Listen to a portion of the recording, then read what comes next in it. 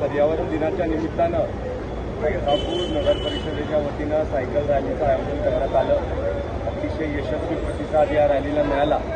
एक दिवस no vehicle day मलकापूरमध्ये करण्याचा आम्ही आता मानस केलेला आहे। त्याचबरोबर मलकापूरला सोलर सिटी या माध्यमातून विजेचं बिलच गावातल्या नागरिकांना भरायला लागणार नाही, असा देखील नियोजन मलकापूर नगर परिषदेने केलं आहे। महाराष्ट्रामध्ये प्रगत शहरांपैकी एक आम्हाला आमचं मलकापूर बनवण्याच्या दृष्टीनं पावलं टाकायची।